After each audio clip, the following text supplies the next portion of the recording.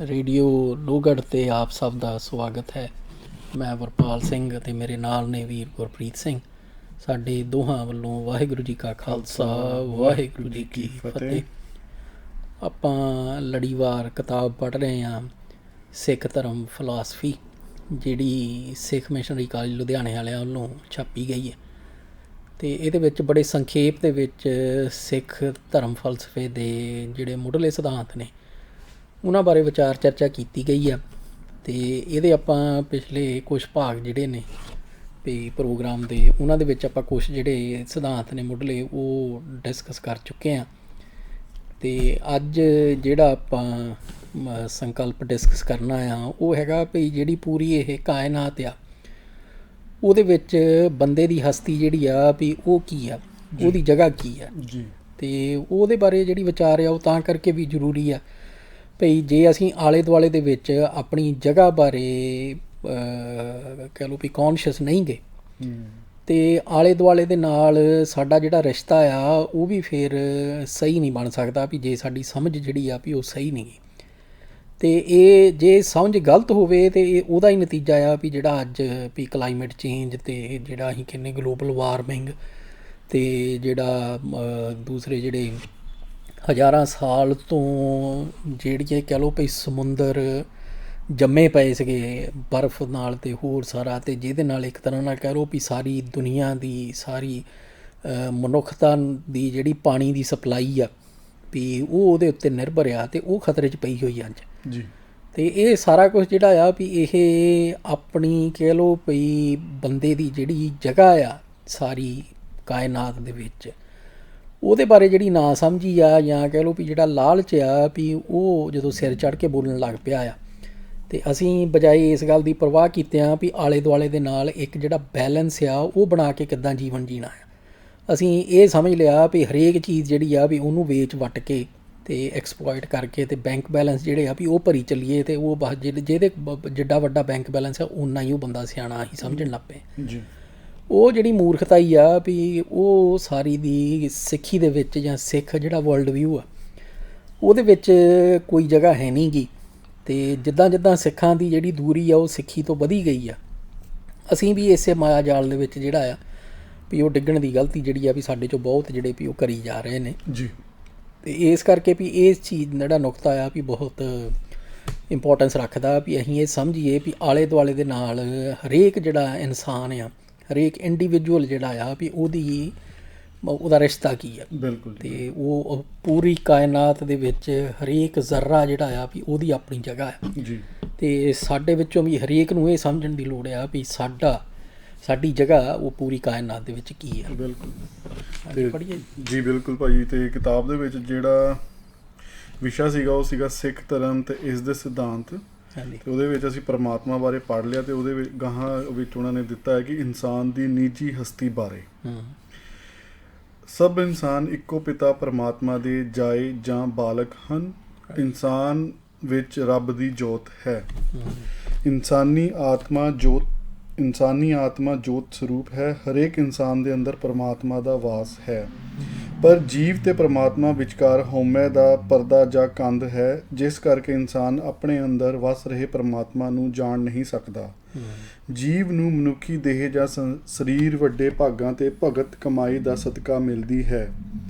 ਇਸ ਨੂੰ ਠੀਕ ਤਰ੍ਹਾਂ ਵਰਤਣ ਨਾਲ ਮੇਲ ਪ੍ਰਾਪਤ ਹੋ ਸਕਦਾ ਹੈ। ਇਹ ਸਰੀਰ ਇੱਕ ਭਾਰ ਜਾਂ ਸਰਾਪ ਨਹੀਂ। ਇਸ ਨੂੰ ਭੁੱਖਿਆਂ ਰੱਖ ਕੇ ਅਤੇ ਨਿਤਾਣਾ ਕਰਕੇ ਇਸ ਤੋਂ ਛੁਟਕਾਰਾ ਪਾਉਣ ਦੇ ਯਤਨ ਕਰਕੇ ਇਸ ਅਮੋਲਕ ਵਸਤੂ ਨੂੰ ਜੋ ਕਈ ਜੂਨਾਂ ਭੋਗਣ ਮਗਰੋਂ ਜੀਵ ਨੂੰ ਪਰਮਾਤਮਾ ਨਾਲ ਮੇਲ ਪ੍ਰਾਪਤ ਕਰਨ ਲਈ ਮਿਲੀ ਹੈ।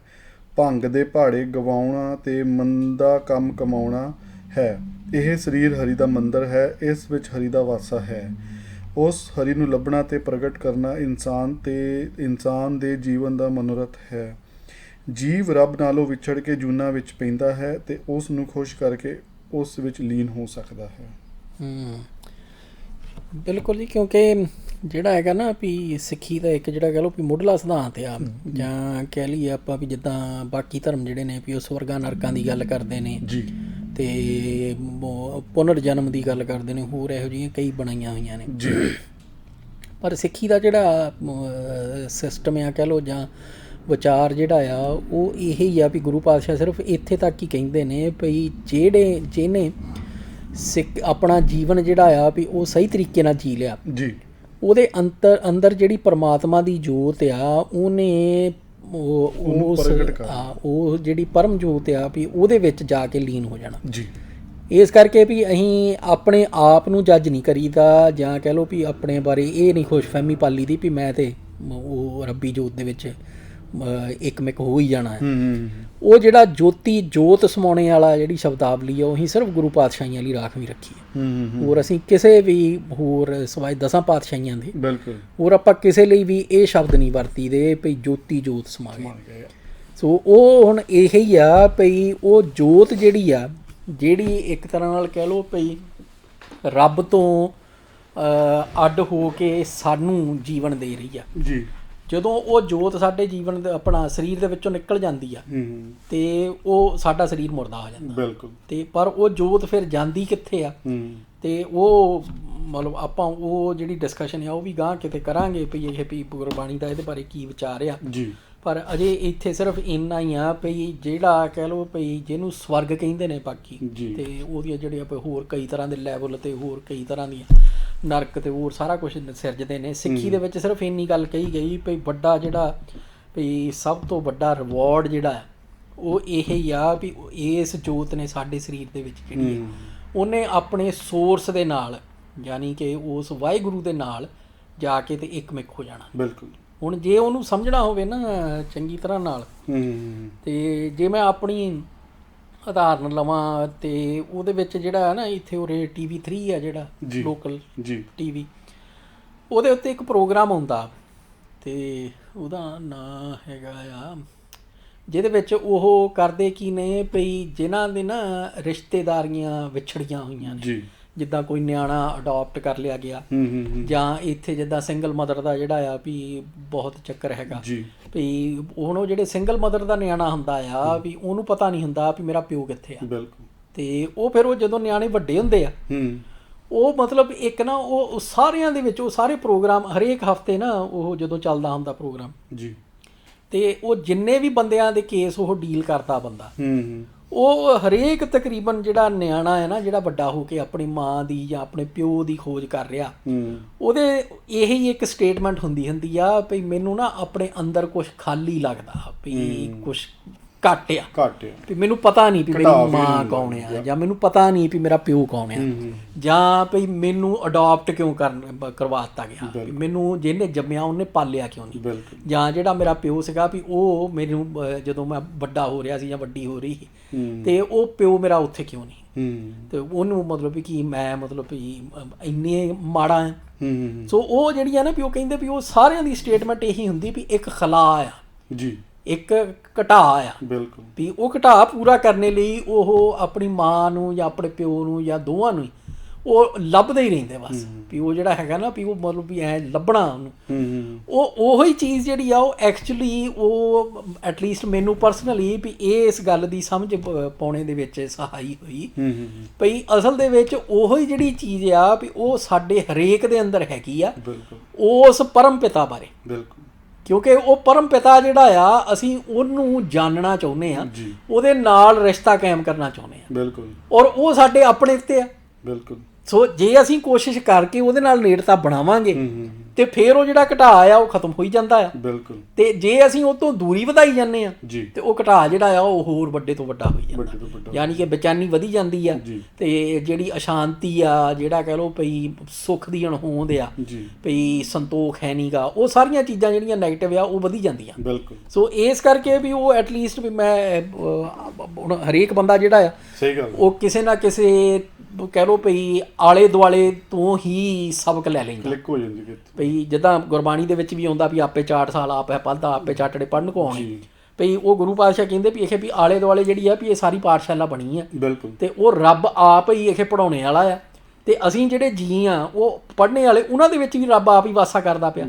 ਸੋ ਇਸ ਕਰਕੇ ਵੀ ਉਹ ਸਾਰਾ ਕੁਝ ਜਿਹੜਾ ਆ ਵੀ ਉਹਦੇ ਵਿੱਚ ਜਿਹੜਾ ਅਸੀਂ ਆਪਣੇ ਆਪ ਦੀ ਜਗ੍ਹਾ ਜਿਹੜੀ ਵੀ ਉਹ ਰੀਅਲਾਈਜ਼ ਕਰਨੀ ਉਹ ਫਿਰ ਉਹ ਇੱਕ ਤਰ੍ਹਾਂ ਨਾਲ ਕਹ ਲਓ ਵੀ ਕਲੈਰਿਟੀ ਜਿਹੜੀ ਆ ਸਾਰੀ ਕਲੈਰਿਟੀ ਲਈ ਤੇ ਉਹ ਲੈ ਕੇ ਆਉਂਦੀ ਆ। ਬਿਲਕੁਲ ਨਹੀਂ, ਇਹ ਤਾਂ ਹੈਗਾ ਹੀ ਹੈ ਭਾਜੀ, ਕਿਉਂਕਿ ਕੁਦਰਤ ਵੱਲੋਂ ਹੀ ਅੰਦਰ ਪਾਇਆ ਹੋਇਆ ਆ। ਬਿਲਕੁਲ ਜੇ ਉਹ ਕੁਦਰਤ ਵੱਲੋਂ ਨਾ ਪਾਇਆ ਗਿਆ ਹੁੰਦਾ ਤੇ ਹਜੇ ਤੱਕ ਜਿੰਨੀਆਂ ਘਾਟਾਂ ਕੱਢੀਆਂ ਗਈਆਂ, ਜੇ ਇਹਨੂੰ ਦੂਸਰੇ ਐਂਗਲ ਤੋਂ ਵੀ ਦੇਖ ਲਈਏ, ਨਿਕਲਣੀਆਂ ਹੀ ਨਹੀਂ ਸੀਗੀਆਂ। ਕਿਉਂਕਿ ਹਰ ਇੱਕ ਬੰਦੇ ਦੀ ਆਪਣੀ ਕਿਉਰਿਓਸਿਟੀ ਹੁੰਦੀ ਹੈ ਤੇ ਉਦੋਂ ਉਸ ਕਿਉਰਿਓਸਿਟੀ ਨੂੰ ਜਾਣਨ ਦਾ ਆਪਣਾ ਲੈਵਲ ਹੁੰਦਾ ਆ ਤੇ ਉਹਦੇ ਆਨਸਰ ਲੱਭਣ ਦਾ ਉਹਦਾ ਆਪਣਾ ਆਪਣਾ ਲੈਵਲ ਹੁੰਦਾ ਹੈ, ਪੱਧਰ ਹੁੰਦਾ ਹੈ। ਕਈ ਉਹ ਜਦੋਂ ਕਈਆਂ ਦੇ ਮਨ 'ਚ ਸਵਾਲ ਆਉਂਦਾ ਆ, ਬਸ ਉਹ ਉਸ ਸਵਾਲ ਨੂੰ ਦੱਬ ਕੇ ਬਹਿ ਜਾਂਦੇ ਨੇ ਤੇ ਕਈ ਉਹਦਾ ਆਨਸਰ ਜਵਾਬ ਲੱਭਣ ਲਈ ਹਿੰਮਤ ਕਰਦੇ ਨੇ, ਹੈ ਨਾ, ਹੌਸਲਾ ਕਰਦੇ ਨੇ ਤੇ ਆਲੇ ਦੁਆਲੇ ਜਾ ਕੇ ਜਵਾਬ ਲੱਭਣ ਦੀ ਕੋਸ਼ਿਸ਼ ਕਰਦੇ ਨੇ। ਤੇ ਉਹ ਕੁਦਰਤੀ ਤੌਰ ਦੇ ਉੱਤੇ ਸਾਡੇ ਸਾਰਿਆਂ ਦੇ ਵਿੱਚ ਉਹ ਚੀਜ਼ ਹੈਗੀ ਹੈ ਕਿ ਅਸੀਂ ਕਿੱਦਾਂ ਜਿਹੜੇ ਸਾਡੇ ਮਨ ਦੇ ਅੰਦਰ ਜਿਹੜੇ ਵਲਵਲੇ ਉੱਠਦੇ ਨੇ, ਜਿਹੜੇ ਸਵਾਲ ਉੱਠਦੇ ਨੇ, ਚਾਹੇ ਉਹ ਕੁਦਰਤ ਪ੍ਰਤੀ ਹੋਣ, ਚਾਹੇ ਹੋਰ ਚੀਜ਼ਾਂ ਪ੍ਰਤੀ ਹੋਣ, ਚਾਹੇ ਜਿਹੜਾ ਆਲਾ ਦੁਆਲਾ ਸਾਡਾ ਜਿਹੜੇ ਕੁਦਰਤ ਦੇ ਨਿਯਮ ਹੈਗੇ ਆ ਉਹ ਕਿੱਦਾਂ ਕੰਮ ਕਰਦੀ ਹੈ, ਕਿਉਂ ਇੱਦਾਂ ਹੁੰਦਾ ਆ, ਕਿਉਂ ਇੱਦਾਂ ਨਹੀਂ ਹੁੰਦਾ ਹੈਗਾ, ਉਹ ਸਾਰੀ ਚੀਜ਼ ਨੂੰ ਲੱਭਣ ਲਈ ਜਿਹੜੀ ਉਹ ਬੰਦੇ ਹਿੰਮਤ ਕਰਦੇ ਨੇ, ਜਿਹੜੀ ਮਿਹਨਤ ਕਰਦੇ ਨੇ, ਉਹ ਕਿਤੇ ਨਾ ਕਿਤੇ ਇਹ ਜਿਹੜਾ ਅਸੀਂ ਆਪਣਾ ਆਲਾ ਦੁਆਲਾ ਦੇਖ ਰਹੇ ਹਾਂ, ਉਹ ਕਿਸੇ ਨਾ ਕਿਸੇ ਦੀ ਹਿੰਮਤ ਜਾਂ ਮਿਹਨਤ ਦਾ ਹੀ ਸਦਕਾ ਅਸੀਂ ਉਹ ਸਾਰਾ ਕੁਝ ਦੇਖ ਰਹੇ ਹੈਗੇ। ਬਿਲਕੁਲ, ਕਿਉਂਕਿ ਗੁਰੂ ਸਾਹਿਬ ਨੇ ਵੀ ਉਹ ਜਿਹੜੀ ਚੀਜ਼ ਹੈ ਨਾ, ਹੁਣ ਉਹਦੇ ਵਿੱਚ ਵੀ ਜਿਹੜੀ ਇਹ ਫੀਲਿੰਗ ਹੈ ਕਿਸੇ ਚੀਜ਼ ਕਿਸੇ ਚੀਜ਼ ਨੂੰ ਫਾਈਂਡ ਆਊਟ ਕਰਨਾ, ਕਿਸੇ ਚੀਜ਼ ਦਾ ਜਵਾਬ ਲੱਭਣਾ, ਤੇ ਉਸ ਚੀਜ਼ ਨੂੰ ਤੁਸੀਂ ਜਦ ਤੱਕ ਤੁਹਾਡਾ ਜਵਾਬ ਨਹੀਂ ਲੱਭਦਾ ਤੁਸੀਂ ਲੱਭੀ ਜਾਣਾ, ਠੀਕ ਹੈ। ਉਹ ਚੀਜ਼ ਹੀ ਹੈ ਜਿਹੜੀ ਉਹ ਤੁਹਾਨੂੰ ਆਪਣੇ ਆਪ ਮੋਟੀਵੇਟ ਕਰ ਰਹੀ ਹੈਗੀ ਹੈ। ਜੇ ਉਹ ਚੀਜ਼ ਖਤਮ ਹੋ ਜਾਵੇ, ਜੇ ਮੰਨ ਲਓ ਕੁਦਰਤ ਵੱਲੋਂ ਸਾਰਾ ਕੁਝ ਖਤਮ ਹੋ ਜਾਏ, ਸਭ ਕੁਝ ਖੜ ਜਾਣਾ ਹੈ, ਸਭ ਕੁਝ ਇੱਕ ਸਟੈਗਨੈਂਟ ਹੋ ਜਾਣਾ ਹੈ, ਕੁਝ ਵੀ ਨਹੀਂ, ਨਾ ਅੱਗੇ ਜਾਣਾ ਨਾ ਪਿੱਛੇ ਜਾਣਾ ਹੈ। ਤੇ ਉਹ ਚੀਜ਼ ਜ਼ਰੂਰੀ ਵੀ ਹੈਗੀ ਹੈ ਤੇ ਉਸ ਚੀਜ਼ ਦੇ ਉੱਤੇ ਸਾਡਾ ਕੰਟਰੋਲ ਵੀ ਜ਼ਰੂਰੀ ਹੈ। ਇਹ ਨਾ ਹੋਵੇ ਕਿ ਬੰਦਾ ਉਹ ਚੀਜ਼ ਨੂੰ ਲੱਭਦਾ ਆਪਾ ਹੀ ਗਵਾ ਬੈਠੇ ਜਾਂ ਆਪਣਾ ਕੰਟਰੋਲ ਲੂਜ਼ ਕਰ ਬੈਠੇ। ਹੁਣ ਉਹੀ ਗੱਲ ਹੋ ਜਾਂਦੀ ਨਾ ਭਾਈ, ਚਲੋ ਜੇ ਇਹਨੂੰ ਥੋੜਾ ਦੁਨਿਆਵੀ ਪੱਧਰ ਤੇ ਵੀ ਦੇਖ ਲਈਏ, ਹੁਣ ਜਿਹੜਾ ਕੋਈ ਵੀ ਪਦਾਰਥ ਹੈਗਾ ਆ, ਸਾਨੂੰ ਪਾਉਣ ਦੀ ਲਾਲਸਾ ਹੁੰਦੀ ਹੈ, ਅਸੀਂ ਪਾਉਣ ਦੀ ਲਈ ਹਿੰਮਤ ਵੀ ਕਰਦੇ ਹਾਂ, ਆਪਣੀ ਵੱਲੋਂ ਜਿੰਨਾ ਜ਼ੋਰ ਲਾ ਸਕਦੇ ਹਾਂ ਅਸੀਂ ਉਹ ਲਾਉਂਦੇ ਵੀ ਹੈਗੇ ਆ, ਲੇਕਿਨ ਕਈਆਂ ਦੇ ਮਨ 'ਚ ਉਹ ਪਾਉਣ ਦੀ ਲਾਲਚ ਬਣ ਜਾਂਦੀ ਹੈਗੀ ਆ, ਫਿਰ ਉਹ ਲੋਕਾਂ ਦੇ ਹੱਕ ਖਾਂਦੇ ਆ, ਫਿਰ ਉਹ ਲੋਕਾਂ ਨੂੰ ਠੱਗਦੇ ਹੈਗੇ ਆ, ਫਿਰ ਉਹ ਠੱਗੀਆਂ ਮਾਰਦੇ ਆ, ਝੂਠ ਬੋਲਦੇ ਆ, ਫਿਰ ਖੂਨ ਤੱਕ ਵੀ ਹੋ ਜਾਂਦੇ ਆ, ਕਤਲ ਵੀ ਹੁੰਦੇ ਆ। ਸਮਾਜ ਫਿਰ ਇਦਾਂ ਹੀ ਖਰਾਬ ਬਣਦਾ ਨਾ ਜਦੋਂ ਤੁਹਾਡੀ ਜਿਹੜੀ ਲਾਲਚ ਦੇ ਵਿੱਚ ਬਦਲ ਜਾਂਦੀ ਹੈਗੀ ਆ। ਇਸੇ ਕਰਕੇ ਉਹਦੇ 5 ਤੱਤ ਆ ਵੀ ਉਹਨਾਂ ਨੂੰ ਕੰਟਰੋਲ 'ਚ ਰੱਖਣੇ ਦੀ ਲੋੜ ਆ, ਕਾਮ, ਕ੍ਰੋਧ, ਲੋਭ, ਮੋਹ, ਹੰਕਾਰ। ਕਿਉਂਕਿ ਇੱਕ ਵੀ ਤੁਹਾਡੇ ਉੱਤੇ ਭਾਰੀ ਹੋ ਗਿਆ ਬਿਲਕੁਲ ਤੇ ਉਹਨੇ ਉਹ ਜਿਹੜੀ ਇਨਸਪੀਰੇਸ਼ਨ ਆ ਵੀ ਜਾਂ ਪਾਉਣ ਦੀ ਲਾਲਸਾ ਜਿਹੜੀ ਆ ਉਹਨੂੰ obsession ਜਾਂ ਜਨੂਨ ਬਣਾ ਦੇਣਾ ਔਰ ਤੁਹਾਡਾ ਕੰਟਰੋਲ ਨਹੀਂ ਰਹਿਣਾ। ਫਿਰ ਉਹ ਜਿਹੜੀ ਜਨੂਨ ਆ ਉਹਨੇ ਤੁਹਾਨੂੰ ਕੰਟਰੋਲ ਕਰਨਾ ਤੇ ਉਹਨੇ ਫਿਰ ਤੁਹਾਡੇ ਤੋਂ ਐਸੇ ਕੰਮ ਕਰਾਉਣੇ ਆ ਵੀ ਜਦੋਂ ਤੁਹਾਨੂੰ ਸੁਰਤ ਆਉਣੀ ਆ ਫਿਰ ਤੁਸੀਂ ਪਛਤਾਉਣਾ। ਸੋ ਉਹ ਸਾਰੀਆਂ ਚੀਜ਼ਾਂ ਇੱਥੇ ਆ ਕੇ ਕਲਿੱਕ ਹੁੰਦਾ ਨਾ ਕਿ ਧਰਮ ਦੀ ਕਿਉਂ ਸਾਡੇ ਸਮਾਜ ਨੂੰ ਲੋੜ ਹੈਗੀ ਆ। ਜੇ ਧਰਮ ਨਾ ਹੋਇਆ ਤਾਂ ਤੁਸੀਂ ਮਤਲਬ ਇਮੈਜਿਨ ਕਰਕੇ ਦੇਖ ਲਓ ਕਿ ਬਗੈਰ ਧਰਮ ਦੇ ਸਮਾਜ, ਉੱਥੇ ਤਾਂ ਸਾਰਾ ਕੁਝ ਏਦਾਂ ਹੋਣਾ ਹੈ, ਕੋਈ ਕਿਸੇ ਨੂੰ ਠੱਗ ਰਿਹਾ ਹੈ, ਕੋਈ ਕਿਸੇ ਨੂੰ ਵੱਢ ਰਿਹਾ ਹੈ, ਕੋਈ ਕਿਸੇ ਨਾਲ ਕੋਈ ਜੰਗਲ ਰਾਜ ਹੋ ਜਾਣਾ ਹੈ ਜਿੱਦਾਂ ਜੰਗਲ 'ਚ ਚੱਲਦਾ। ਮਤਲਬ ਇਮੈਜਿਨ ਕਰਕੇ ਦੇਖ ਲਓ ਵੀ ਇੱਕ ਨਿਆਣਾ ਜਿਹੜਾ ਆ ਮਾਂ ਪਿਓ ਦੀ ਛਤਰ ਛਾਇਆ ਹੇਠ ਪਲ ਰਿਹਾ ਜੀ, ਇੱਕ ਨਿਆਣਾ ਜਿਹੜਾ ਆ ਉਹ ਬਿਨਾਂ ਕਿਸੇ ਦੀ ਛਤਰ ਛਾਇਆ ਹੇਠ ਬਿਲਕੁਲ ਉਦਾਂ ਹੀ ਆਪੇ ਹੀ ਪਲ ਰਿਹਾ। ਸੋਚ ਕੇ ਵੀ ਤਾਂ ਮਤਲਬ ਡਰ ਲੱਗਦਾ ਹੈ। ਹਾਂ, ਉਹ ਨਿਆਣਾ ਦੇਖੋ ਵੀ ਕਿੱਦਾਂ ਦਾ ਇੱਕ ਜਿਹੜਾ ਆ ਵੀ ਉਹ ਵੱਡਾ ਹੋ ਕੇ ਕੀ ਮਤਲਬ ਜਾਂ ਕੀ ਉਹ ਸਿੱਖੂਗਾ, ਕਿੱਥੋਂ ਸਿੱਖੂਗਾ, ਉਹਦੇ ਜਿਹੜੇ ਫੈਸਲੇ ਲੈਣੇ ਦੇ ਤਰੀਕੇ ਆ ਤੇ ਹੋਰ ਸਾਰੇ ਪੈਮਾਨੇ ਜਿਹੜੇ ਆ ਉਹ ਕੀ ਹੋਣਗੇ ਜਿਹਦੇ ਉੱਤੇ ਨਾ ਸਮਾਜ ਦੀ ਕੋਈ ਛਤਰ ਛਾਇਆ ਨਾ ਮਾਂ ਪਿਓ ਦੀ ਕਿਸੇ ਦੀ ਕੋਈ ਛਤਰ ਛਾਇਆ। ਬਿਲਕੁਲ। ਸੋ ਉਹ ਜਿਹੜਾ ਤੁਸੀਂ ਬਿਲਕੁਲ ਸਹੀ ਕਿਹਾ ਵੀ ਜਿਹੜੇ ਧਰਮ ਦੀ ਹੈਗੀ ਆ ਲੋੜ ਜਾਂ ਧਰਮ ਦਾ ਰੋਲ ਜਿਹੜਾ ਆ ਵੀ ਉਹ ਸਾਰਾ ਕੁਝ ਜਿਹੜਾ ਆ ਉਹ ਸਾਨੂੰ ਸਮਝਣੇ ਦੀ ਲੋੜ ਆ। ਤੇ ਉਹ ਜਿਹੜਾ ਪ੍ਰੋਗਰਾਮ ਮੈਨੂੰ ਨਾਂ ਨਹੀਂ ਚੇਤੇ ਆਉਂਦਾ ਬਟ TV3 ਵਾਲਾ, ਉਹ ਹੈਗਾ lost and found. Okay, lost and found. ਹਾਂ, ਤੇ ਉਹ ਜੇ ਕਿਸੇ ਨੂੰ ਭਾਵੇਂ ਈਵਨ ਇਹਦੇ ਉੱਤੇ YouTube ਦੇ ਉੱਤੇ ਵੀ ਮੈਨੂੰ ਲੱਗਦਾ ਵੀ ਉਹਦੇ ਪਏ ਹੋਣੇ ਆ ਜੀ ਸਨਿਪਟ ਵਗੈਰਾ। ਤੇ ਉਹ ਮਤਲਬ ਜਿਹੜੀਆਂ ਚੀਜ਼ਾਂ ਨੇ ਨਾ ਇਹ ਸਾਰੀਆਂ ਜੀ ਵੀ ਇਹ ਤੁਹਾਨੂੰ ਉਸ ਚੀਜ਼ ਨੂੰ ਕਹਿ ਲਓ ਸਮਝਾਉਂਦੀਆਂ ਨੇ ਵੀ ਬੰਦੇ ਦੇ ਅੰਦਰ ਕਿਹੋ ਜਿਹੇ ਹਾਵ ਭਾਵ ਹੈਗੇ ਆ, ਕਿਹੋ ਜਿਹੀਆਂ ਫੀਲਿੰਗਸ ਇਮੋਸ਼ਨਸ ਨੇ। ਤੇ ਜਦੋਂ ਜਿੱਦਾਂ ਹੁਣ ਵੀ ਜੇ ਮੰਨ ਲਓ ਵੀ ਅਸੀਂ ਕਦੀ ਮਾਪਿਆਂ ਤੋਂ ਵਿਛੋੜਾ ਜਿਹੜਾ ਆ ਵੀ ਜਾਂ ਕਦੀ ਝੱਲਿਆ ਨਹੀਂ, ਅਸੀਂ ਉਸ ਬੰਦੇ ਦੀ ਜਿਹੜੀ ਮਨੋਦਸ਼ਾ ਆ ਉਹ ਕਦੀ ਨਹੀਂ ਸਮਝ ਸਕਦੇ ਵੀ ਜਿਹਨੂੰ ਛੋਟੇ ਹੁੰਦਿਆਂ ਹੀ ਭਈ ਕਿਸੇ ਹੋਰ ਨੇ ਅਡਾਪਟ ਕਰ ਲਿਆ ਤੇ ਉਹਦੇ ਦਿਮਾਗ ਦੇ ਵਿੱਚ ਇਹੀ ਚੱਲੀ ਜਾਂਦਾ ਆ ਵੀ ਕੀ ਮੈਂ ਮਾੜਾ ਸੀ ਵੀ ਜਿਹੜਾ ਮੇਰੇ ਮਾਂ ਪਿਓ ਨੇ ਵੀ ਮੈਨੂੰ ਛੱਡ ਹੀ ਦਿੱਤਾ, ਮੈਨੂੰ ਕਿਸੇ ਹੋਰ ਦੇ ਹਵਾਲੇ ਕਰ ਦਿੱਤਾ।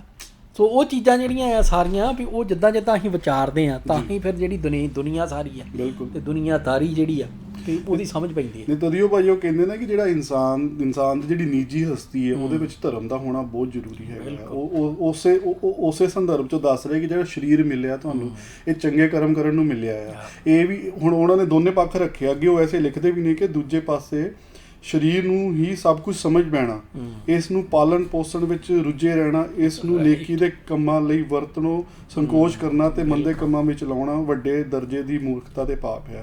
ਇੱਕ ਪਾਸੇ ਉਹ ਪਹਿਲਾਂ ਕਹਿ ਰਿਹਾ ਕਿ ਇਹ ਨਹੀਂ ਕਿ ਤੁਸੀਂ ਸਰੀਰ ਨੂੰ ਕਸ਼ਟ ਦੇ ਕੇ ਸੋਚੋ ਕਿ ਮੈਂ ਇਹ ਧਰਮ ਕਮਾ ਰਿਹਾ ਆ ਜਾਂ ਫਿਰ ਮੈਂ ਇਦਾਂ ਕਰਕੇ ਕਿਤੇ ਕੁਝ ਪ੍ਰਾਪਤ ਕਰ ਲੈਣਾ ਹੈਗਾ। ਤੇ ਦੂਜੇ ਪਾਸੇ ਫਿਰ ਉਹ ਕਹਿ ਰਹੇ ਇਹ ਵੀ ਨਹੀਂ ਕਿ ਤੁਸੀਂ ਇੱਕਦਮ ਸਰੀਰ ਨੂੰ ਇੱਕਦਮ ਤੁਸੀਂ ਸੋਲ ਬਣਾ ਲੈਣਾ ਹੈ ਕਿ ਤੁਸੀਂ ਇਦਾਂ ਬਿਲਕੁਲ ਹੀ ਉਹਦਾ ਹੀ ਧਿਆਨ ਰੱਖੀ ਜਾਣਾ ਹੈ। ਉਹਦੇ ਧਿਆਨ ਰੱਖਣ ਲਈ ਫਿਰ ਜੋ ਤੁਸੀਂ ਅਨਕੰਟਰੋਲ ਹੋ ਕੇ ਠੱਗੀਆਂ ਮਾਰਨੀਆਂ ਆ, ਕਿਉਂਕਿ ਹੁਣ ਸਰੀਰ ਦੀ ਖੇਡ ਆ ਨਾ ਭਾਜੀ। ਬਿਲਕੁਲ ਨਾ ਹਾਵੀ ਨਾ ਮੈਨੂੰ ਆ ਤੁਹਾਡੀ ਗੱਲ ਤੋਂ ਹੀ ਧਿਆਨ ਆਇਆ ਜਿਹੜਾ ਸਰੀਰ ਨੂੰ ਕਸ਼ਟ ਦੇਣੇ ਵਾਲਾ ਕੰਮ ਆ ਜੀ। ਵੀ ਜਿਹੜਾ ਨਾ ਸਰੀਰ ਦਾ ਕਸ਼ਟ ਹੋਵੇ ਜਾਂ ਸਰੀਰ ਦਾ ਸੁੱਖ ਹੋਵੇ ਜੀ, ਉਹ ਸਭ ਤੋਂ ਸੌਖਾ ਆ ਕਿਸੇ ਵੀ ਜਿਹੜਾ ਫਰਾਡੀਆ ਆ ਕੁੱਠਾ ਗਿਆ ਬਿਲਕੁਲ ਉਹਦੇ ਲਈ ਐਕਸਪਲੋਇਟ ਕਰਨਾ। ਹੁਣ ਮੈਨੂੰ ਕੱਲ੍ਹ ਹੀ ਪਤਾ ਲੱਗਿਆ ਪਈ ਇਹ ਵੀ ਜਿੱਦਾਂ ਹੈਗੇ ਨਾ ਵੈਜੀਟੇਰੀਅਨ ਆ, ਹਾਂਜੀ, ਜਿਹੜੇ ਸਿਰਫ ਸਬਜ਼ੀਆਂ ਹੀ ਖਾਂਦੇ ਆ ਜਾਂ ਮੀਟ ਨਹੀਂ ਖਾਂਦੇ। ਹਾਂਜੀ, ਕੁਛ ਹੈਗੇ ਨੇ ਨਾਨ ਵੈਜੀਟੇਰੀਅਨ ਆ ਵੀ ਜਿਹੜੇ ਮੀਟ ਵੀ ਖਾ ਲੈਂਦੇ ਆ, ਤੇ ਕੁਛ ਹੈਗੇ ਆ ਵੀ ਜਿਹੜੇ ਉਹਨਾਂ ਕਈ ਟਰਮਾਂ ਬਣਾਤੀਆਂ ਹੁਣ ਵੀਗਨ ਆ, ਫਰੂਟੇਰੀਅਨ ਆ ਵੀ ਇਹ ਫਰੂਟੇਰੀਅਨ ਕੌਣ ਨੇ ਜੀ ਵੀ ਉਹ ਸਿਰਫ ਫਰੂਟ ਹੀ ਖਾਂਦੇ ਆ। ਤੇ ਇੱਕ ਗੱਲ ਜਿਹੜਾ ਮੈਨੂੰ ਪਤਾ ਲੱਗਿਆ ਉਹ ਹੈਗਾ ਜੀ ਬ੍ਰੈਥਟੇਰੀਅਨ। ਓਕੇ। ਉਹ ਸਿਰਫ ਉਹ ਇਹ ਕਲੇਮ ਕਰਦੇ ਆ ਵੀ ਇਹ ਵੀ ਜਿਹੜੇ ਵੇਦ ਨੇ ਨਾ, ਹਾਂਜੀ, ਭਈ ਉਹਨਾਂ ਨੇ ਸਾਨੂੰ ਇਹ ਕਲਾ ਦਿੱਤੀ ਆ ਭਈ ਅਸੀਂ ਸਿਰਫ ਹਵਾ ਦੇ ਉੱਤੇ ਹੀ ਸਰਵਾਈਵ ਕਰ ਜਾਈਏ। ਠੀਕ ਹੈ। ਮਤਲਬ ਹੈਰਾਨੀ ਆ ਵੀ ਅੱਜ ਕੱਲ੍ਹ ਦੇ ਜ਼ਮਾਨੇ ਦੇ ਵਿੱਚ ਐਗਜ਼ਿਸਟ ਕਰਦੇ। ਬਕਾਇਦਾ ਗੋਰਿਆਂ ਦੀਆਂ ਇੰਟਰਵਿਊ ਸੀਗੀਆਂ। ਇੱਕ ਗੋਰੇ ਨੇ ਗੋਰੀ ਹੀ ਭਈ ਉਹਨੇ 60 ਮਿੰਟਸ ਪ੍ਰੋਗਰਾਮ ਚੱਲਦਾ ਇੱਕ ਅਮਰੀਕਾ ਦੇ ਟੀਵੀ ਦੇ ਉੱਤੇ ਜੀ। ਉਹਦੇ ਵਿੱਚ ਨਾ ਮਤਲਬ ਡਾਕੂਮੈਂਟਰੀਜ਼ ਵਗੈਰਾ ਹੁੰਦੀਆਂ ਉਹ ਵੀ ਉਹ ਜਾ ਕੇ ਤੇ ਇੰਟਰਵਿਊ ਲੈਂਦੇ ਤੇ ਹੋਰ ਉਹਨੇ ਉਸ ਬੀਬੀ ਦੀ ਇੰਟਰਵਿਊ ਲਈ 60 ਮਿੰਟਸ ਪ੍ਰੋਗਰਾਮ ਨੇ ਵੀ ਉਹ ਕਹਿੰਦੇ ਵੀ ਚੰਗਾ ਠੀਕ ਆ ਵੀ ਅਸੀਂ ਟੈਸਟ ਕਰ ਲੈਂਦੇ ਆ ਵੀ ਜੇ ਤੂੰ ਕਹਿੰਦੀ ਆ ਵੀ ਮੈਂ ਸਿਰਫ ਹਵਾ ਦੇ ਉੱਤੇ ਸਰਵਾਈਵ ਕਰਦੀ ਆ। ਤੇ ਉਹਨਾਂ ਨੇ ਕੈਮਰਾ ਜਿਹੜਾ ਆ ਆਪਣਾ ਸਾਰਾ ਵੀ ਉਹ ਕਰੂ ਜਿਹੜਾ ਵੀ ਉਹਦੇ ਨਾਲ ਲਾਤਾ ਤੇ ਦੂਜੇ ਦਿਨ ਹੀ ਨਾ ਵੀ ਜਦੋਂ ਪਾਣੀ ਸਾਰਾ ਵੀ ਮੁੱਕ ਗਿਆ ਤੇ ਹੋਰ ਸਭ ਕੁਝ ਉਹਨੇ ਬੰਦ ਕਰ ਦਿੱਤਾ, ਦੂਜੇ ਦਿਨ ਹੀ ਉਹਦਾ ਬਲੱਡ ਪ੍ਰੈਸ਼ਰ ਜਿਹੜਾ ਆ ਉਹ ਐ ਤਾਂ ਨੂੰ ਛਲਾਂਗ ਮਾਰ ਗਿਆ ਬੀਪੀ ਦਾ। ਝੂਠ ਬੋਲਦੀ ਆ ਮਤਲਬ ਤੀਜੇ ਦਿਨ ਜਾ ਕੇ ਤੇ ਅਖੇ ਉਹਨਾਂ ਨੇ ਨਾ ਦੂਸਰਾ ਸਟਾਪ ਕਰ ਦਿੱਤੀ। ਹਾਂਜੀ ਭਈ ਨਾ ਜੀ ਵੀ ਅਸੀਂ ਨਹੀਂ ਕਰ ਸਕਦੇ ਵੀ ਕਿਉਂਕਿ ਤੂੰ ਮਰ ਜਾਣਾ ਹੈ ਭਈ ਤੇਰੀ ਮੌਤ ਦਾ ਜਿਹੜਾ ਜਿੰਮਾ ਆ ਵੀ ਉਹ ਸਾਡਾ ਪੈ ਜਾਣਾ। ਤੇ ਉਹ ਉਹਨਾਂ ਨੇ ਸਾਰਾ ਕੁਝ ਜਿਹੜਾ ਆ ਵੀ ਪ੍ਰੋਪਰ ਪ੍ਰੋਗਰਾਮ ਜਿਹੜਾ ਵੀ ਉਹ ਬਣਾ ਕੇ ਤੇ ਦਿਖਾਇਆ ਵੀ ਆਹ ਹੋਣ ਦਿਆ ਇਸ ਪੁਆਇੰਟ ਦੇ ਉੱਤੇ ਆ ਕੇ ਅਸੀਂ ਵੀ ਉਹ ਕਹਿ ਦਿੱਤਾ ਵੀ ਇਹ ਖਤਰਾ ਆ ਵੀ ਇਹਦੇ ਆਰਗਨ ਸਾਰੇ ਫੇਲ ਹੋ ਜਾਣੇ ਆ ਤੇ ਹੋਰ ਸਾਰਾ ਕੁਝ ਜਿਹੜਾ ਆ ਵੀ ਉਹਦੀ ਜ਼ਿੰਮੇਵਾਰੀ ਅਸੀਂ ਨਹੀਂ ਲੈ ਸਕਦੇ। ਨਹੀਂ ਮਤਲਬ ਇੱਥੇ ਫਿਰ ਇੱਕ ਸਵਾਲ ਆਉਂਦਾ ਕਿ ਇਹ ਤੋਂ ਪਹਿਲਾਂ ਉਹ ਕਲੇਮ ਕਰ ਰਹੀ ਸੀ ਉਹ ਉੱਦਾਂ ਰਹਿ ਰਹੀ ਸੀਗੀ ਤੇ ਫਿਰ ਇਹ ਮਤਲਬ ਕਿੱਦਾਂ ਹੋ ਗਿਆ ਦੇਖ ਲਓ ਹੈਨਾ। ਤੇ ਉਹ ਫਿਰ ਉਹ ਬੀਬੀ ਨੇ ਨਾ ਮਤਲਬ ਹੁਣ ਤੁਸੀਂ ਦੇਖਿਓ ਵੀ ਠੱਗ ਜਿਹੜਾ ਆ ਵੀ ਉਹਦਾ ਦਿਮਾਗ ਕਿਵੇਂ ਚੱਲਦਾ। ਹਾਂਜੀ ਟੀਵੀ ਵਾਲਿਆਂ ਨੇ ਕਿਹਾ ਵੀ ਇਹ ਵੀ ਅਸੀਂ ਤਾਂ ਬੰਦ ਕੀਤਾ ਆ ਵੀ ਇਹਦੇ ਮਰਨ ਕੰਡੇ ਆ ਇਹਨੇ ਮਰ ਜਾਣਾ। ਤੇ ਉਹ ਬੀਬੀ ਕਹਿੰਦੀ ਭਈ ਮੈਂ ਕਾਮਯਾਬ ਹੋ ਜਾਣਾ ਸੀਗਾ, ਇਹਨਾਂ ਨੂੰ ਪਤਾ ਲੱਗ ਗਿਆ ਵੀ ਇਹਨੇ ਕਾਮਯਾਬ ਹੋ ਜਾਣਾ, ਉਹਨਾਂ ਨੇ ਤਾਂ ਕਰਕੇ ਬੰਦ ਕਰ ਦਿੱਤਾ।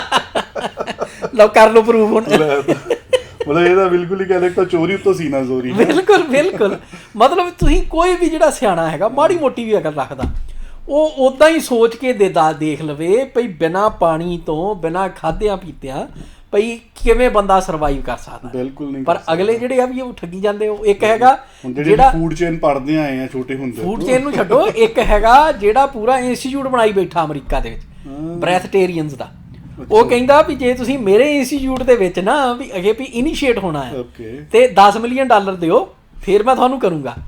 ਹੁਣ ਮੈਂ ਕਿਹਾ ਵੀ ਇੱਕ ਬੰਦਾ ਜਿਹੜਾ ਕਹਿ ਰਿਹਾ ਵੀ ਮੈਨੂੰ ਕਿਸੇ ਚੀਜ਼ ਦੀ ਲੋੜ ਨਹੀਂ, ਮੈਂ ਤੇ ਹਵਾ ਤੇ ਹੀ ਸਰਵਾਈਵ ਕਰਨਾ, ਉਹਨੇ 10 ਮਿਲੀਅਨ ਕੀ ਕਰਨਾ ਆ? ਉਹ ਕਿਹੜੇ ਪਾਸੇ ਲੈ ਕੇ ਜਾਣਾ 10 ਮਿਲੀਅਨ? ਤਾਂ ਮਤਲਬ ਭਈ ਹਰੇਕ ਠੱਗ ਜਿਹੜਾ ਆ ਨਾ ਉਹ ਲੱਭ ਲੈਂਦਾ ਵੀ ਕਿਸੇ ਨਾ ਕਿਸੇ ਨੂੰ ਠੱਗਣੇ ਲਈ। ਉਹਨੂੰ ਪਤਾ ਆ ਵੀ ਕੋਈ ਨਾ ਮੈਂ ਇੰਨਾ ਕੁ ਚਾਤਰ ਹੈਗਾ, ਇੰਨਾ ਕੁ ਚੁਸਤ ਹੈਗਾ, ਮੈਂ ਕਿਸੇ ਨਾ ਕਿਸੇ ਨੂੰ ਬੇਵਕੂਫ ਬਣਾ ਲੈਣਾ। ਸੋ ਉਹ ਸਾਰਾ ਕੁਝ ਜਿਹੜਾ ਹੈ ਨਾ ਇਹ ਭਈ ਜਿੰਨੀ ਦੇਰ ਤੱਕ ਤੁਸੀਂ ਆਪ ਜਿਹਨੂੰ ਕਹਿੰਦੇ ਨਾ ਵੀ ਘਰ ਨੂੰ ਸਿਆਣੇ ਨਹੀਂ ਹੁੰਦੇ ਭਈ ਆਪਣੇ ਆਪ ਪ੍ਰਤੀ ਜਿਹੜੀਆਂ ਆਪਣੀਆਂ ਤੁਹਾਡੀ ਕਹਿ ਲਓ ਵੀ ਰੱਬ ਦੀ ਦਿੱਤੀ ਸੋਚ ਆ ਤੇ ਰੱਬ ਦੇ ਦਿੱਤੀ ਜਿਹੜੀਆਂ ਫੈਕਲਟੀਜ਼ ਨੇ ਤੁਹਾਡੀਆਂ ਭਈ ਸੋਚਣੇ ਦੀ, ਬੋਲਣੇ ਦੀ, ਸੁਣਨੇ ਦੀ, ਉਹ ਸਾਰੀਆਂ ਜਿਹੜੀਆਂ ਫੈਕਲਟੀਜ਼ ਨੇ ਉਹਨਾਂ ਨੂੰ ਸਮਝ ਬੂਝ ਦੇ ਨਾਲ ਨਹੀਂ ਵਰਤਦੇ ਬਿਲਕੁਲ। ਤੇ ਫਿਰ ਉਹ ਸਾਰਾ ਕੁਝ ਜਿਹੜਾ ਆ ਵੀ ਉਹਨੂੰ ਆਪਸ ਦੇ ਵਿੱਚ ਮੇਲ ਕੇ ਤੇ ਸਾਰੀ ਦੁਨੀਆ ਜਿਹੜੀ ਆ ਕਾਇਨਾਤ ਉਹਨੂੰ ਨਹੀਂ ਦੇਖਦੇ ਤੇ ਫਿਰ ਉਹਦੇ ਵਿੱਚ ਆਪਣੀ ਜਗ੍ਹਾ ਜਿਹੜੀ ਆ ਉਹਨੂੰ ਨਹੀਂ ਪਛਾਣਦੇ। ਬਿਲਕੁਲ। ਕੋਈ ਨਾ ਕੋਈ ਠੱਗ ਆ ਕੇ ਤੁਹਾਨੂੰ ਉਹਨੇ ਮੁੰਨ ਕੇ ਤੇ ਗਾਂ ਜਾਣਾ, ਮੁੰਨ ਕੇ ਗਾਂ ਚੱਲ ਜਾਣਾ। ਨਹੀਂ ਸਹੀ ਗੱਲ ਹੈ ਜੀ, ਸਹੀ ਗੱਲ ਆ।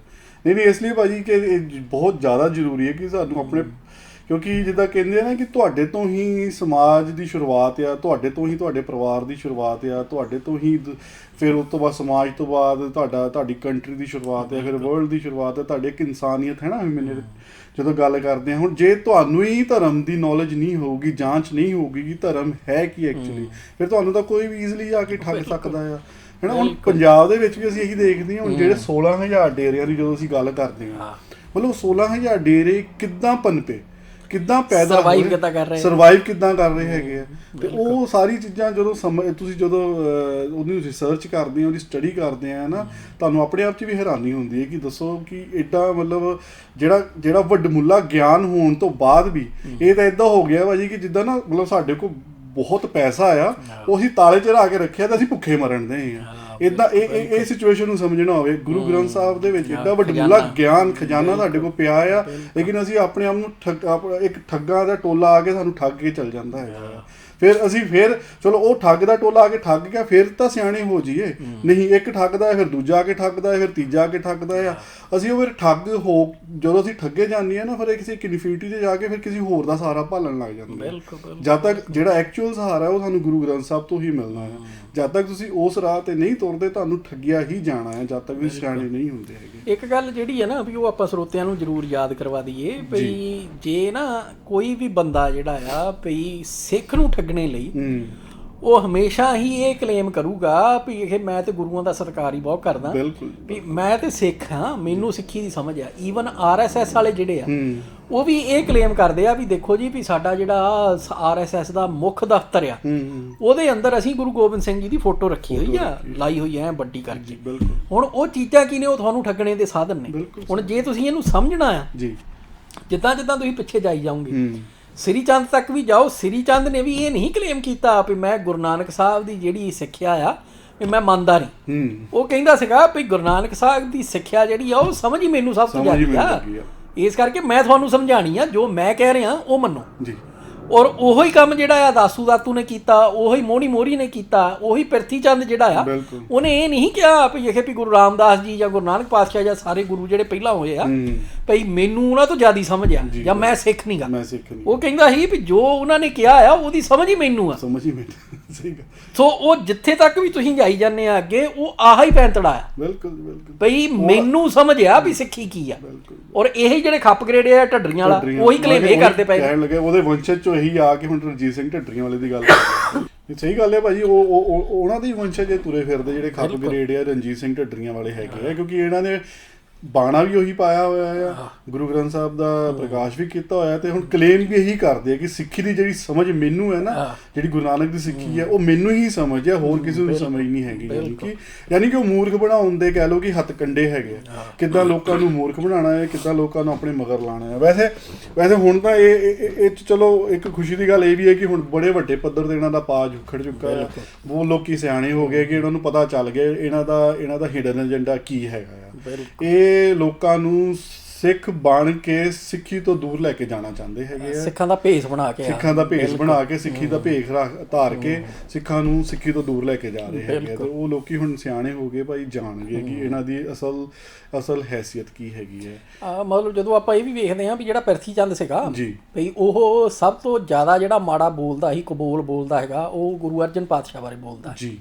ਹੁਣ ਉਸ ਵੇਲੇ ਵੀ ਬੰਦੇ ਸੀਗੇ ਜਿਹੜੇ ਉਹਦੇ ਕਬੂਲਾਂ ਦੇ ਅਸਰ ਅਧੀਨ ਆ ਕੇ ਤੇ ਜਿਹੜਾ ਕਹਿ ਲਓ ਵੀ ਸਿੱਖੀ ਦਾ ਧੁਰਾ ਸੀਗਾ ਗੁਰੂ ਪਾਤਸ਼ਾਹ ਤੇ ਦਰਬਾਰ ਸਾਹਿਬ ਤੇ ਇਹਨਾਂ ਸਾਰਿਆਂ ਤੋਂ ਜਿਹੜਾ ਆ ਵੀ ਉਹ ਟੁੱਟ ਗਏ ਸੀ ਔਰ ਉਹਦੇ ਮਗਰ ਲੱਗ ਗਏ ਸੀ ਪ੍ਰਿਥੀ ਚੰਦ ਦੇ। ਫੇਰ ਦੁਬਾਰਾ ਕਹਿ ਲਓ ਵੀ ਮੁੱਢੋਂ ਹਿੰਮਤ ਕਰਕੇ ਬਾਬਾ ਬੁੱਢਾ ਜੀ ਨੇ, ਭਾਈ ਗੁਰਦਾਸ ਜੀ ਨੇ ਤੇ ਹੋਰ ਜਿਹੜੇ ਉਸ ਵੇਲੇ ਦੇ ਮੁੱਖ ਸਿੱਖ ਸੀ ਭਈ ਉਹਨਾਂ ਨੇ ਦੁਬਾਰਾ ਜਿਹੜਾ ਆ ਵੀ ਕੌਮ ਨੂੰ ਜਿਹੜੇ ਜਾਂ ਕਹਿ ਲਓ ਵੀ ਝਾਂਸੇ 'ਚ ਆ ਗਏ ਸੀ ਭਈ ਉਹਨਾਂ ਨੂੰ ਸੱਚਾਈ ਤੋਂ ਜਾਣੂ ਕਰਵਾਇਆ ਤੇ ਫੇਰ ਦੁਬਾਰ ਤੋਂ ਜਿਹੜਾ ਆ ਵੀ ਉਹ ਮੁੱਢ ਜਿਹੜਾ ਆ ਵੀ ਉਹ ਫੇਰ ਸਟਰੋਂਗ ਹੋਇਆ ਜਾਂ ਜੜ ਜਿਹੜੀ ਆ ਵੀ ਉਹ ਦੁਬਾਰ ਤੋਂ ਫੇਰ ਵੀ ਸਟਰੋਂਗ ਹੋਈ। ਸਹੀ ਗੱਲ ਹੈ। ਤੇ ਉਹਦਾ ਕਹਿ ਲਓ ਵੀ ਉਹ ਜੜ ਨੂੰ ਸਿੰਜਣ ਲਈ ਗੁਰੂ ਪਾਤਸ਼ਾਹ ਨੇ ਆਪਣਾ ਲਹੂ ਜਿਹੜਾ ਆ ਵੀ ਉਹ ਵੀ ਵਾਰਿਆ। ਬਿਲਕੁਲ। ਪਰ ਉਹ ਸਾਰਾ ਕੁਝ ਜਿਹੜਾ ਆ ਵੀ ਸਮਝਣੇ ਦੀ ਲੋੜ ਇਹ ਆ ਵੀ ਜਿਹੜਾ ਠੱਗ ਆ ਉਹਨੇ ਸਿੱਖ ਦਾ ਭੇਸ ਬਣਾ ਕੇ ਹੀ ਸਿੱਖ ਨੂੰ ਠੱਗਣਾ। ਬਿਲਕੁਲ। ਸੋ ਉਸ ਚੀਜ਼ ਬਾਰੇ ਜਿਹੜਾ ਆ ਵੀ ਸਾਨੂੰ ਆਪਣੇ ਆਪ ਨੂੰ ਅਵੇਅਰ ਕਰਨੇ ਦੀ ਲੋੜ ਆ। ਬਿਲਕੁਲ ਸਹੀ ਗੱਲ ਹੈ।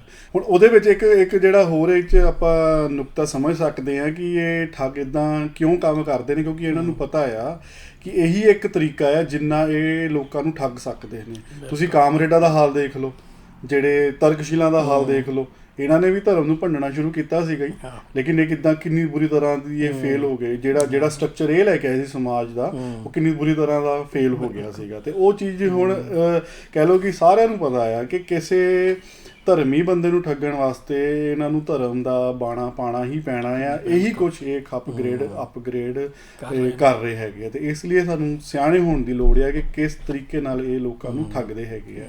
ਤੇ ਹੈ ਨਾ ਭਾਜੀ। ਤੇ ਉਹ ਚੀਜ਼ ਜਦੋਂ ਚਲੋ ਵਾਪਸ ਜੇ ਅਸੀਂ ਆਪਣੇ ਮੂਲ ਵਿਸ਼ੇ ਵੱਲ ਆਈਏ ਤਾਂ ਤਦੀ ਉਹ ਕਹਿ ਰਹੇ ਕਿ ਜਿਹੜੀ ਨਿੱਜੀ ਹਸਤੀ ਹੈ ਤੁਹਾਡੀ, ਉਹਦੇ ਵਿੱਚ ਧਰਮ ਹੋਣਾ ਬਹੁਤ ਜ਼ਰੂਰੀ ਹੈਗਾ ਆ। ਹੈ ਨਾ ਭਾਜੀ। ਹੋਰ ਇਹਦੇ ਵਿੱਚ ਭਾਜੀ ਇੱਕ ਗੱਲ ਹੋਰ ਵੀ ਜੇ ਆਪਾਂ ਇਹਨੂੰ ਵਿਚਾਰ ਲਈਏ ਕਿ ਜਿਹੜਾ ਧਰਮ ਆ ਹੁਣ ਉਹ ਵਧੀਆ, ਮਤਲਬ ਉਹਦਾ ਵੀ ਕੋਈ ਨਾ ਕੋਈ ਪ੍ਰੋਸੈਸ ਤਾਂ ਹੈਗਾ ਹੀ ਆ ਨਾ। ਹੁਣ ਜਿਹੜਾ ਧਰਮ ਤੁਹਾਡੇ ਕੋਲ ਹੈਗਾ ਆ, ਹੁਣ ਤੁਹਾਡੇ ਬੱਚੇ ਹੋਏ ਆ, ਹੁਣ ਤੁਸੀਂ ਉਹ ਬੱਚਿਆਂ ਨੂੰ ਧਰਮ ਦੇਣਾ ਆ। ਠੀਕ ਹੈ ਜੀ। ਹੁਣ ਇੱਥੇ ਵੀ ਬੜੀ ਚਲਾਕੀ ਦੇ ਨਾਲ ਸਾਡੇ ਸਿੱਖ ਯੂਥ ਦੇ ਅੰਦਰ ਜਿਹਨਾਂ ਦਾ ਹਜੇ ਨਵਾਂ ਵਿਆਹ ਹੋਇਆ ਆ, ਉਹਨਾਂ ਦੇ ਗਾਹਾਂ ਬੱਚੇ ਹੋਏ ਆ, ਉਹਨਾਂ ਦੇ ਬੜੇ ਸ਼ਾਤਰਤਾ ਦੇ ਨਾਲ ਉਹਨਾਂ ਦੇ ਦਿਮਾਗ 'ਚ ਪਾਇਆ ਜਾ ਰਿਹਾ ਕਿ ਤੁਸੀਂ ਆਪਣੇ ਬੱਚਿਆਂ ਦੇ ਧਰਮ ਥੋਪੋ ਨਾ, ਜਦ ਕਿ ਇਹ ਇੱਕ ਬਿਲਕੁਲ ਹੀ ਗਲਤ ਸਟੇਟਮੈਂਟ ਹੈਗੀ ਹੈ। ਇੱਕ ਗਲਤ ਤਰੀਕਾ ਹੈਗਾ, ਮਤਲਬ ਇੱਕ ਗਲਤ ਤਰੀਕਾ ਹੈਗਾ ਆ। ਇਹਦੇ ਨਾਲ ਕੀ ਹੈ ਕਿ ਜਿਹੜੇ ਬੱਚਿਆਂ ਨੂੰ ਤੁਸੀਂ ਛੋਟੇ ਹੁੰਦੇ ਤੋਂ ਸਿੱਖੀ ਬਾਰ ਨਾਲ ਨਹੀਂ ਜੋੜਿਆ, ਉਹ ਵੱਡੇ ਹੋ ਕੇ ਜੁੜਨਾ ਉਹਨਾਂ ਦਾ ਓਨਾ ਹੀ ਔਖਾ ਹੁੰਦਾ ਜਾਣਾ ਹੈ।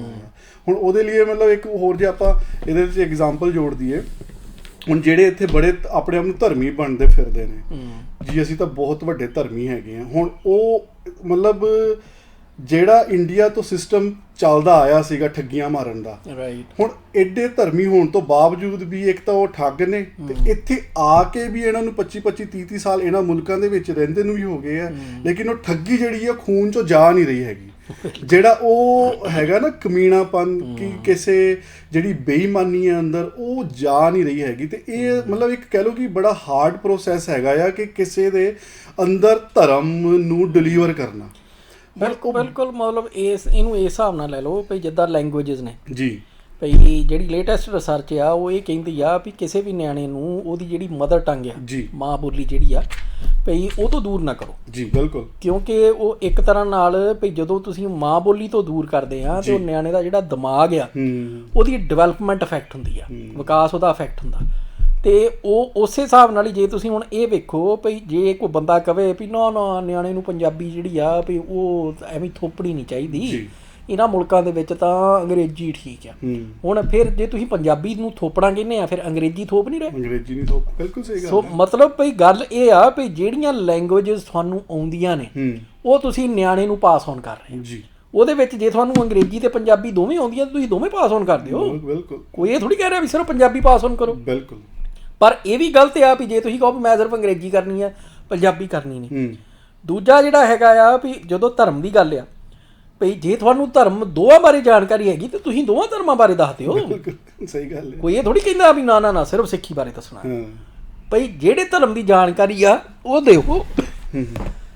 ਨਹੀਂ, ਇਹ ਗੱਲ ਤਾਂ ਬਿਲਕੁਲ ਠੀਕ ਹੈ ਭਾਜੀ ਤੁਹਾਡੀ ਕਿ ਜਿਹੜਾ ਨਾ ਇਹ ਵੀ ਇੱਕ ਦੁਸ਼ਮਣ ਦਾ ਪੈਂਤੜਾ ਹੈਗਾ ਆ ਕਿ ਕਿੱਦਾਂ ਸਿੱਖਾਂ ਨੂੰ, ਜਿਹੜਾ ਸਿੱਖ ਯੂਥ ਹੈ ਖਾਸ ਕਰਕੇ, ਉਹਨੂੰ ਸਿੱਖੀ ਤੋਂ ਕਿੱਦਾਂ ਦੂਰ ਲੈ ਕੇ ਜਾਣਾ ਆ, ਕਿ ਇੱਦਾਂ ਦੀ ਸ਼ਬਦਾਵਲੀ ਵਰਤੀ ਜਾਵੇ, ਇੱਕ ਨੈਗੇਟਿਵ ਅਪਰੋਚ ਕੀਤੀ ਜਾਵੇ ਕਿ ਭਾਈ ਤੁਸੀਂ ਧਰਮ ਥੋਪੋ ਨਾ, ਤੁਸੀਂ ਪੰਜਾਬੀ ਥੋਪੋ ਨਾ, ਤੁਸੀਂ ਇਹ ਨਾ ਥੋਪੋ, ਤੁਸੀਂ ਉਹ ਨਾ ਥੋਪੋ, ਹੈ ਨਾ ਜੀ। ਤੇ ਉਹਦੇ ਨਾਲ ਕੀ ਇੱਕ ਤਾਂ ਬੱਚੇ ਦੀ ਡਿਵੈਲਪਮੈਂਟ 'ਤੇ ਤੁਸੀਂ ਅਸਰ ਪਾਉਣਾ ਹੈਗਾ ਆ, ਅਤੇ ਦੂਜਾ ਤੁਸੀਂ ਆਪਣੇ ਵਿਰਸੇ ਦੀਆਂ ਜੜ੍ਹਾਂ ਆਪੇ ਹੀ ਵੜ ਦੇਣੀਆਂ ਹੈਗੀਆਂ, ਹੈ ਨਾ ਜੀ, ਤੇ ਤੁਸੀਂ ਨਾ ਧਿਆਨ ਦਿੱਤਾ।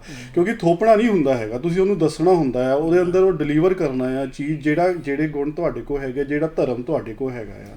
ਠੀਕ ਹੈ ਜੀ। ਤੇ ਇਸ ਕਰਕੇ ਸਾਨੂੰ ਇਹ ਸਾਰਿਆਂ ਨੂੰ ਧਿਆਨ ਰੱਖਣਾ ਚਾਹੀਦਾ ਹੈ ਕਿ ਜਿਹੜੇ ਇੱਦਾਂ ਦੀ ਕਹਿ ਲਓ ਕਿ ਬੱਕੜਵਾ ਕਰਦੇ ਫਿਰਦੇ ਆ, ਬਕਵਾਸ ਕਰਦੇ ਫਿਰਦੇ ਆ, ਉਹਨਾਂ ਤੋਂ ਸੁਚੇਤ ਹੋਈਏ, ਕਿਉਂਕਿ ਇਹ ਠੱਗ ਹੋਣ ਦੀਆਂ ਨਿਸ਼ਾਨੀਆਂ ਹੁੰਦੀਆਂ ਵਾ। ਜਿੱਦਾਂ ਠੱਗ ਹੋਣ ਦੀਆਂ ਨਿਸ਼ਾਨੀਆਂ ਹੁੰਦੀਆਂ ਨਾ, ਜਿੱਦਾਂ ਹੁਣ ਕੋਈ ਚੰਗਾ ਬੰਦਾ ਹੈ, ਉਹਦੀ ਕਈ ਆਪਣੇ ਗੁਣ ਹੈਗੇ, ਉਹਦੀ ਕਈ ਨਿਸ਼ਾਨੀਆਂ ਹੈ, ਇੱਦਾਂ ਹੀ ਠੱਗਾਂ ਦੀਆਂ ਵੀ ਆਪਣੀਆਂ ਨਿਸ਼ਾਨੀਆਂ ਹੈ। ਅਤੇ ਇਹ ਜਿਹੜੀਆਂ ਸਟੇਟਮੈਂਟ ਹੈ ਨਾ, ਇਹਨਾਂ ਤੋਂ ਤੁਸੀਂ ਇਹਨਾਂ ਦਾ ਅੰਦਾਜ਼ਾ ਲਾ ਸਕਦੇ ਆ, ਇਹਨਾਂ ਦੀ ਨਿਸ਼ਾਨੀਆਂ ਰਾਹੀਂ, ਕਿ ਇਹ ਭਾਈ ਠੱਗ ਨੇ, ਜਦੋਂ ਇਹ ਇੱਦਾਂ ਦੀ ਸਟੇਟਮੈਂਟਾਂ ਦਿੰਦੇ ਹੈਗੇ ਆ। ਅਤੇ ਇਸ ਚੀਜ਼ ਦਾ ਸਾਨੂੰ ਜ਼ਰੂਰ ਧਿਆਨ ਰੱਖਣਾ ਚਾਹੀਦਾ ਹੈਗਾ ਆ, ਅਤੇ ਜ਼ਰੂਰ ਆਪਣੇ ਅੰਦਰ ਇਸ ਗੱਲ ਨੂੰ ਧਾਰ ਲੈਣਾ ਚਾਹੀਦਾ ਹੈਗਾ ਹੈ ਕਿ ਜੇ ਅਸੀਂ ਆਪਣੇ ਬੱਚਿਆਂ ਨੂੰ ਪੰਜਾਬੀ ਦੇ ਨਾਲ ਨਾ ਜੋੜਿਆ, ਗੁਰੂ ਗ੍ਰੰਥ ਸਾਹਿਬ ਦੇ ਨਾਲ ਨਾ ਜੋੜਿਆ, ਧਰਮ ਦੇ ਨਾਲ, ਸਿੱਖ ਧਰਮ ਦੇ ਨਾਲ ਨਾ ਜੋੜਿਆ, ਇਹ ਉਮੀਦ ਨਾ ਰੱਖਿਓ ਕਿ ਕਿਤੇ ਉਹ 20-25 ਸਾਲ ਦੇ ਹੋਣ ਤੋਂ ਬਾਅਦ ਉਹ ਤੁਹਾਡੇ ਧਰਮ ਦੇ ਵਿੱਚ ਆ ਕੇ ਕਹਿਣ ਕਿ ਨਹੀਂ ਮੈਂ ਤਾਂ ਸਿੱਖ ਬਣਨਾ ਚਾਹੁੰਦਾ ਹਾਂ, ਸਿੱਖ ਧਰਮ ਨੂੰ ਅਪਣਾਉਣਾ ਚਾਹੁੰਦਾ ਹਾਂ। ਉਹ ਬਹੁਤ ਰੇਅਰ ਚਾਂਸਿਸ ਹੁੰਦੇ ਹੈਗੇ। ਲੇਕਿਨ ਗੱਲ ਇਹ ਹੈ ਕਿ ਸਿਰਫ ਤੁਸੀਂ ਕੋਈ ਇਹ ਵੀ ਨਹੀਂ ਕਹਿ ਰਿਹਾ ਕਿ ਤੁਸੀਂ ਆਪਣੇ ਬੱਚੇ ਦੇ ਧਰਮ ਨੂੰ ਇੱਦਾਂ ਤੁਸੀਂ ਉਹਨਾਂ ਨੂੰ ਸਿੱਖ ਹੀ ਬਣਾਓ। ਅਤੇ ਘੱਟ ਤੋਂ ਘੱਟ ਆਪਣੇ ਵਿਰਸੇ ਬਾਰੇ, ਆਪਣੇ ਮਜ਼ਹਬ ਬਾਰੇ, ਆਪਣੇ ਧਰਮ ਬਾਰੇ ਉਹਨਾਂ ਨੂੰ ਦੱਸੋ ਤਾਂ ਸਹੀ ਕਿ ਭਾਈ ਤੁਹਾਡੇ ਕੋਲ ਕਿੱਡਾ ਵੱਡਮੁੱਲਾ ਇੱਕ ਖਜ਼ਾਨਾ ਹੈਗਾ, ਵੱਡਮੁੱਲਾ ਵਿਰਸਾ ਹੈਗਾ ਆ। ਅਤੇ ਇਹਦੇ ਨਾਲ ਉਹਨਾਂ ਦੇ ਵਿੱਚ ਚੰਗੇ ਗੁਣ ਭਰੋ, ਤਾਂ ਕਿ ਉਹ ਇੱਕ ਚੰਗੇ ਸਮਾਜ ਦੇ ਵਿੱਚ ਇੱਕ ਚੰਗੇ ਨਾਗਰਿਕ ਬਣ ਕੇ ਵਿਚਰ ਸਕਣ। ਅਤੇ ਅੱਜ ਦੇ ਪ੍ਰੋਗਰਾਮ ਨੂੰ ਭਾਜੀ ਇਸੇ ਹੀ ਨੋਟ 'ਤੇ ਫਿਰ ਅਸੀਂ ਸਮਾਪਤ ਕਰਦੇ ਹਾਂ। ਅਤੇ ਸਾਡੇ ਦੋਹਾਂ ਵੱਲੋਂ ਵਾਹਿਗੁਰੂ ਜੀ ਕਾ ਖਾਲਸਾ, ਵਾਹਿਗੁਰੂ ਜੀ ਕੀ ਫਤਿਹ।